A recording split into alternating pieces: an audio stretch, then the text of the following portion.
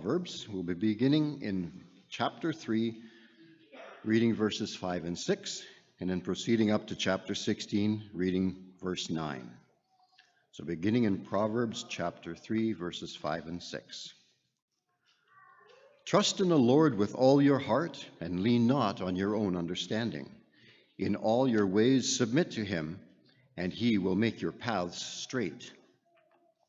And in chapter 16 and verse 9, in their hearts humans plan their course, but the Lord establishes their steps. All right, good morning, church.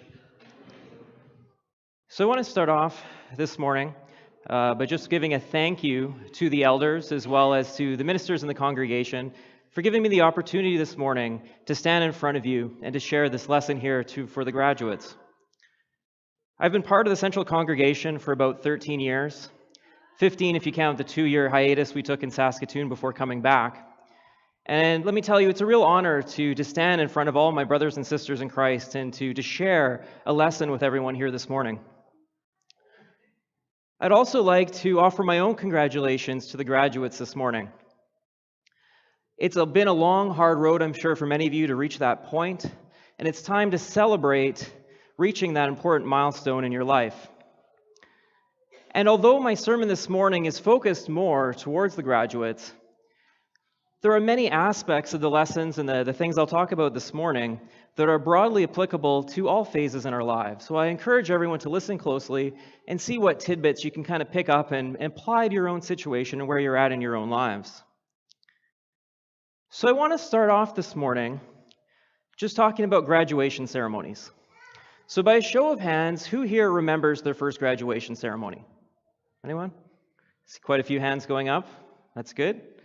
You guys are paying attention. That's good. So my first graduation ceremony that I remember was when I was 4 years old, and I was graduating from nursery school. And so I don't remember too many details about it other than I had a handmade graduation cap fashioned out of a paper plate as well as a sheet of construction paper. And I received a little diploma tied with a ribbon. Is that creating a visual for you guys? If not, then here's a picture. So that's me, 4 years old, my graduation. For some reason, nobody pulled the strap out of my mouth before they took the picture, so thanks, Mom. But I don't remember it being that much of an impact on me at that time in my life, but here I am, 33-odd-some years later, remembering it. And so it must have had some kind of impact on me.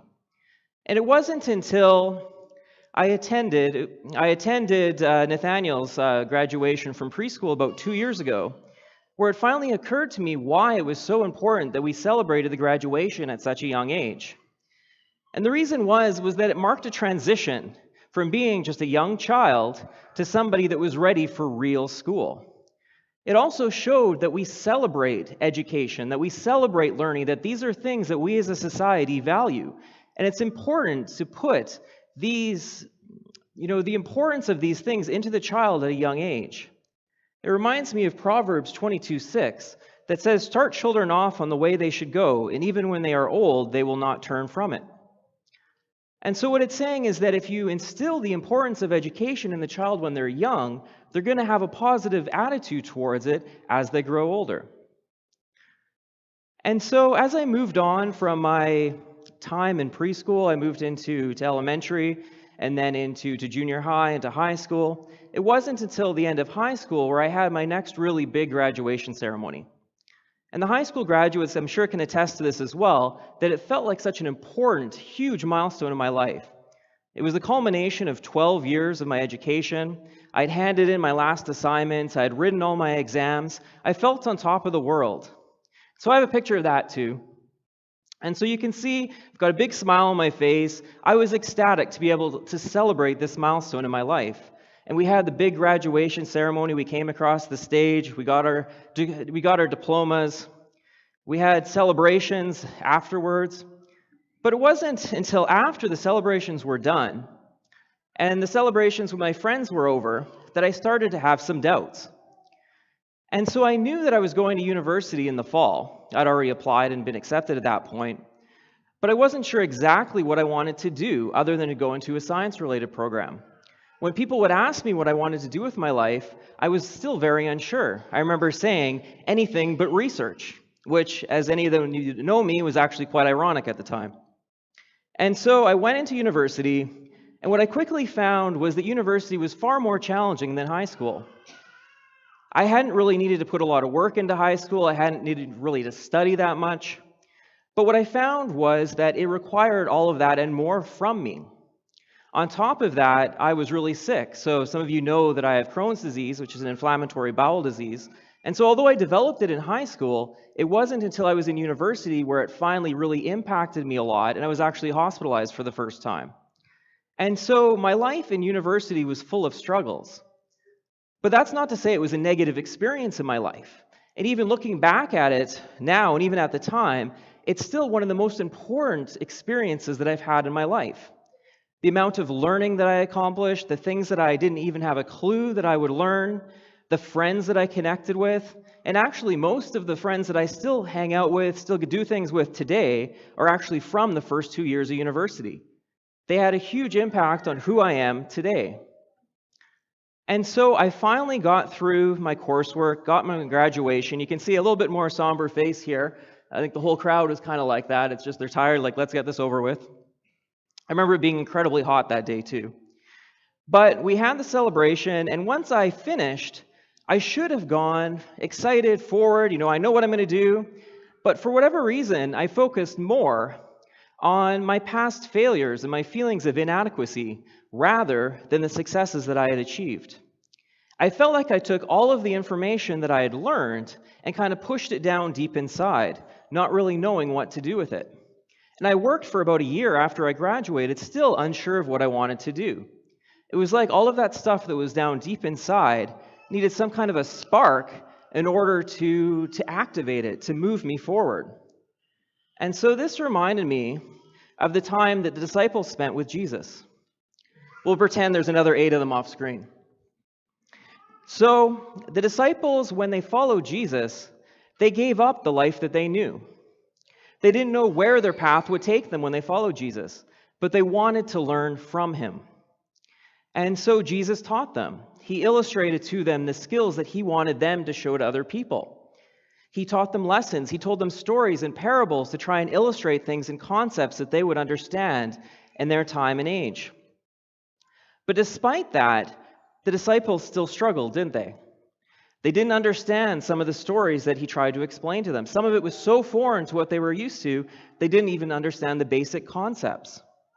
And when they went to try and attempt to demonstrate some of the skills he taught them, again, they failed.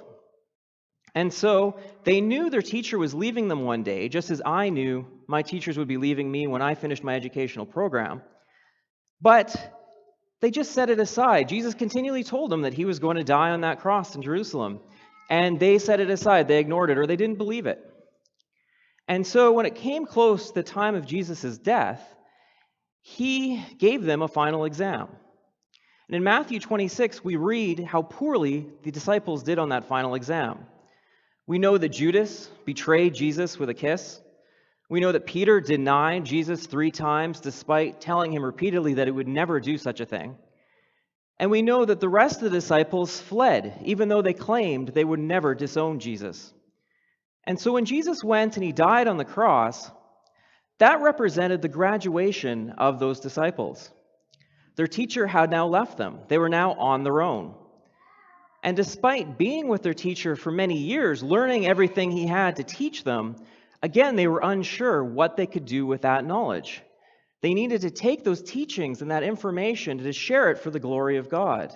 But just like I was feeling after university, they were unsure that they could do it. They felt incapable of moving forward. And so the real crux and the real kind of focus of my lesson here this morning is, why do we fear moving forward? I came across a commencement speech given by actor Jim Carrey. So most people should be familiar with who he is. Canadian actor, comedian, Ace Ventura, Truman Show. He gave this tidbit of it's part of a quote from the commencement speech that he gave. And when I read it, it really resonated with me. And so I'm going to read it here this morning. Fear is going to be a player in your life, but you get to decide by how much. You can spend your whole life imagining ghosts, worrying about your pathway to the future. But all there will ever be is what's happening here and the decisions we make in this moment, which are based in either love or fear. So many of us choose our path out of fear disguised as practicality. What we really want seems impossibly out of reach and ridiculous to expect, so we never dare to ask the universe for it. And so I'm going to focus just on that last part. What we really want seems impossibly out of reach and ridiculous to expect, so we never dare to ask the universe for it. Does that resonate with anyone? Do you ever feel sometimes that you know what you want to do, but you're not sure about how to go about it?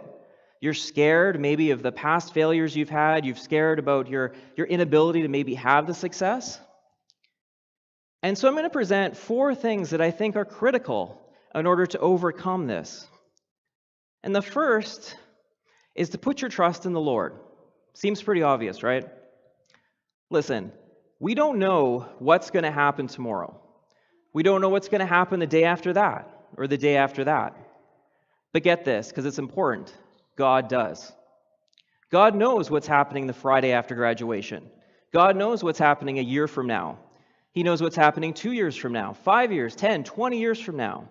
And so you can put your trust in the Lord. That brings us to the first reading this morning.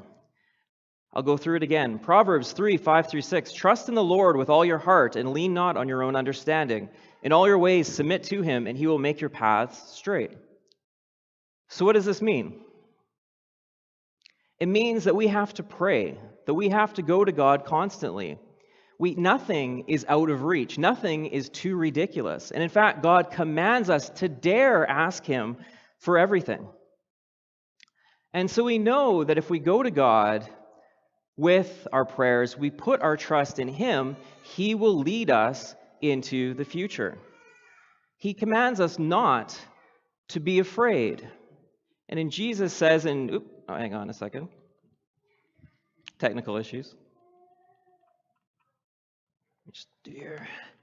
So in John 14:27, Jesus says, "Peace I leave with you, my peace I give you. I do not give to you as the world gives. Do not let your hearts be troubled, and do not be afraid." And so when I graduated from university, I was not yet a member of the church here. My mom and my dad had made an effort to take me to church as a child, but for whatever reason, as I got into my teenage years, I fell away. And so it wasn't until my 3rd year of university when I met Alana that I first started to come to the congregation. And I really started to learn, or to relearn, I guess, the importance of having God in our lives and realizing that we as Christians have something that so many other people do not have. And that's someone that will guide us, that will take us out of the weeds and back onto the path. And everyone should be familiar with Psalms 119, 105. Your word is a lamp for my feet, a light on my path. And so, going back to my story about after graduation from university, I did a bunch of phone calls to some of the colleagues I had at the university trying to find something, trying to find a job, and they offered me a graduate position at the National Microbiology Lab. And again, remember I had said back before I wanted to do anything but research. And so I thought, is this something I really want to do? But it seemed that God was opening a doorway for me. And so I took the opportunity and I went through it. And so many years later, I finally graduated with my PhD. And after that, another door opened up. We moved to Saskatoon to do a postdoctoral research program at the University of Saskatchewan. Despite not really knowing anyone there, not really knowing anything about it, we moved forward and we took that opportunity. And then a few years later, another opportunity opened up back in Winnipeg for me to start at a startup kind of pharmaceutical company here in the city. And so again, I went through the doorway and I took that opportunity. And so what I'm saying here is that God will give you opportunities. God will open doorways for you. You have to keep your eyes open in order to see them, though. And the critical part is, even though God will open a doorway for you, he's not going to push you through it. And it takes your conscious decision to move through that doorway, to move forward. And so what holds us back sometimes? Sometimes it's, again, fear of our failures in the past. And so what I want to say is to forget about your past failures. For the graduates, for everyone, think of all the successes that you've had in your life up to this point. You've graduated from being in your mother's womb to adapting to the outside world. You've moved from being a young child to someone attending school for the first time. You've moved from being a young child to a teenager, getting through those teenage years. And now you're moving to the time of graduation and into your pathway in adulthood. And so it's important that you forget about the past failures that you've had and looked instead at the successes, because you wouldn't be here today if it wasn't for the successes. And so I'm reminded again of the life of Paul. And he talks about his past life before becoming a Christian in Galatians 1:13, where he says, "For you have heard of my previous way of life in Judaism, how intensely I persecuted the church and tried to destroy it." And so do you think that Paul would have become such an important figurehead in the early church if he had focused on those past failures instead about what he could do, how he could be successful for the glory of God? And he says in Philippians 3, verses 13 to 14, "But one thing I do, forgetting what is behind and straining towards what is ahead. I press on toward the goal to win the prize for which God has called me heavenward in Christ Jesus." And so he says he needs to forget what he has done in the past. He needs to move forward. So again, forget about his past failures. And so I was reminded of a story about an interview that happened between a reporter and Thomas Edison. And so Edison, you may know, is a famous inventor, the light bulb being one of the most important inventions that he did create. But the reporter asked him, "Isn't it a shame that with a tremendous amount of work you've done, you haven't been able to get any results?" And what did Edison respond? He responded, "Results? Why, man, I have gotten lots of results. I know several thousand things that won't work." And so Edison didn't see each of those minor missteps as a failure, but rather he saw them as individual steps onto his pathway to future success. He never once doubted his abilities and what he was capable of. Reminds me of another quote from Jennifer Lee. So you probably aren't familiar with her, but she's actually the writer and the director of the Disney movie Frozen and won an Academy Award for Best Picture for that movie. And so she says, "When you're free from self-doubt, you fail better because you don't have your defenses up, because you can accept the criticism. You don't become so preoccupied with that failure that you forget how to learn from it, that you forget how to grow. When you believe in yourself, you succeed better." And to say that again, when you believe in yourself, you succeed better. And so probably at this point, you're thinking to yourselves, "You know what, Kyle? I have my plan put out in front of me. I know what I'm going to do. I'm going to go to university. I'm going to get married. I'm going to have kids. I'm going to graduate. I'm going to go into a job in my field. There's going to be lots of job opportunities. I'm going to be a high-paying job. I'm going to travel a lot." And so that's all and good, but I want to offer a word of caution as well, and that's to be prepared for the bumpy path. And so James 4:13 through 16 says, "Now listen to you who say, today or tomorrow you will go to this or that city, spend a year there, carry on business and make money. Why, you do not even know what will happen tomorrow. What is your life? You are a mist that appears for a little while and then vanishes. Instead, you ought to say, if it is the Lord's will, we will live and we will do this or that. As it is, you boast in your arrogant schemes." Matthew 6:34 says, "Therefore do not worry about tomorrow, for tomorrow will worry about itself. Each day has enough trouble of its own." And so, is this saying that you shouldn't plan for the future, that you shouldn't have hopes and dreams and things you want to do? It's not saying that at all. What it's saying is that it's great to plan for things, but there's going to be bumps in the road. There's going to be distractions. And it's important that we prepare our life according to God's plan for us and His will, rather than our own timelines and our own will. So even though we want to accomplish something in, say, 3 years from now, it may be longer than that. And if we're setting ourselves up to accomplish that in 3 years, or else we see ourselves as a failure, we're going to be upset. We're going to have difficulties striving to reach that goal. Remember what the, just a second here. Right, and so this takes us just to our second reading, which is Proverbs 16:9. "In his heart a man plans his course, but the Lord determines his steps. So again, it's important to know that even though you have an overall plan, God is going to be the one that influences the way that that plays out. And so I was going to share a story. Some of you know this story before, but it kind of was a clear illustration of this concept. And what that was back in 2013, when Alana and I were in Saskatoon still. We only had Nathaniel at the time. We wanted another child, and so in January of that year, Alana became pregnant. But shortly after that, unfortunately, she had a miscarriage. And we were incredibly upset about that. We didn't know why that would have happened to us. And so it was a couple months after that, we were still quite upset when I was actually rushed to emergency and hospitalized.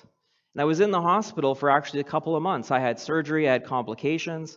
And so in hindsight, looking back on it, we felt that maybe God knew that it was going to be an incredible challenge for us to deal with this pregnancy while I was also struggling in the hospital. And so even though at the time it wasn't clear that this was the overall plan, it seemed to again make sense. And then the flip side to that was in 2014, I was kind of reaching the end of my program in Saskatoon without many opportunities to have a job after that. And so we wanted to move back to Winnipeg, and so an opportunity came up at the beginning of a week in July. On the Monday, I found the opportunity. I applied for it and interviewed on Tuesday. On Wednesday, Alana actually found that she was pregnant with what soon would be Zachary. And on Friday of that week, I was offered the job. 2 weeks later, we were back in Winnipeg. And so you can see there that even though things were hurtful and painful back in 2013, in 2014, everything just aligned all at once. We came back to Winnipeg where we wanted to be with the friends and family. I had a job, we had a child 9 months later. Of course, we had another child after that as well with Eliana. And so we got exactly where we wanted to be, but not necessarily along the timelines that we wanted it to happen. And so also try and look for the difficult path sometimes. Don't always take the easy road. We remember in Matthew 7:13-14 where it says, "Enter through the narrow gate, for wide is the gate and broad is the road that leads to destruction, and many enter through it. But small is the gate and narrow the road that leads to life, and only few find it." So the final thing that I'll say this morning is to take your knowledge and put it into practice. So one of the easiest things to show that you are capable of doing things is to take the knowledge and the skills that you've learned throughout the years and to put them into practice. To not just sit on them and think you're incapable of doing anything without even trying. Remember, you can fail at anything, so you might as well fail at something you love first. Jesus commands the disciples after the resurrection in Matthew 28:19-20, "Therefore, go and make disciples of all nations. Baptize them in the name of the Father and of the Son and of the Holy Spirit, and teaching them to obey everything that I have commanded you. And surely I am with you always to the very end of age." So see, Jesus commanded them to go forth. He knew they were capable with the teachings that he had given them. He didn't say just to forget everything. He commanded them. He gave them that spark that they needed to go forward and to share his teachings. And so I'm reminded of another story that comes from an interview with Michael J. Fox. And so some of you out there, including those particularly that went to the last Filipino Bible study, know that I'm a big fan of Michael J. Fox. And he's a huge actor, or at least was in the 80s, is still acting. Back to the Future is still my all-time favorite movie, which I was shocked that Jay admitted in the last Bible study as well that he had never seen them, so hopefully he's caught up now. But he is also a huge voice for Parkinson's research, and he's created the Fox Foundation. And so he was being interviewed on CBC with George Stroumboulopoulos, and he asked him about this concept of research. And what he said was that when we take knowledge, so when industry and academia and government take knowledge and they put it into one small area, it's like they're storing it in a silo. Does anyone know what a silo is? I'm sure anyone that grew up on a farm would be familiar with it. So a silo is a large metal structure, or can be made of anything, I guess, that stores something. And so why this is bad for knowledge is that if you're putting your knowledge into that silo, it's not being moved forward. It's not being shared. It's sitting stagnant. Nobody can see what's in your silo. And so what he says is that you need to take your silo of knowledge and you need to tilt it over. And what happens is you tilt over a silo, you create a pipeline. And so a pipeline is a way that you can take your knowledge and move it forward. You can share with other people. And as related to research, that's the only way that success can happen, is if you take what you know and move it forward. So sorry, I couldn't help myself. And so I do caution you with one thing kind of to close off, is that it's important to share your knowledge with other people, but you should do so in a way that builds up the person, that doesn't tear them down. You should build them up with love. You should understand that they maybe didn't have the same opportunities that you had, that you should never boast about the knowledge that you've gained. And this isn't particularly important when you're sharing God's word to non-believers. Remember what it says in 1 Corinthians 8:1, we know that we all possess knowledge, but knowledge puffs up while love builds up. So it's again critical to remember that just because you know something doesn't make you better than somebody else. And so in closing here this morning, I'm going to go back again to the quote from Jim Carrey. I'm going to read it again. Fear is going to be a player in your life, but you get to decide by how much. You can spend your whole life imagining ghosts, worrying about your pathway to the future, but all there will ever be is what's happening here and the decisions we make in this moment, which are based in either love or fear. So many of us choose our path out of fear disguised as practicality. What we really want seems impossibly out of reach and ridiculous to expect, so we never dare to ask the universe for it. So I hope with the words that I've shared this morning, they've given you hope that there is a way to overcome this fear. And so a final message to the graduates this morning. You are ready to do amazing things in this world. You've been given all of the opportunities to be successful. And as you walk out of the auditorium here this morning and you walk out those doors and out into the world, know that when you're confronted with various decisions, the choices that you get will be to either love or to fear. And so I ask you at this point, I beg you at this point to choose love, to not let fear destroy the love that God has placed for you in your heart. And for those out there that have not accepted Jesus into your life, you have not made the decision to have him hold your hand and walk you down your path into the future, I invite you to come forward as we have our closing hymn to immerse yourself in him, to be baptized in his name. And so again, thank you so much for all your time. God bless.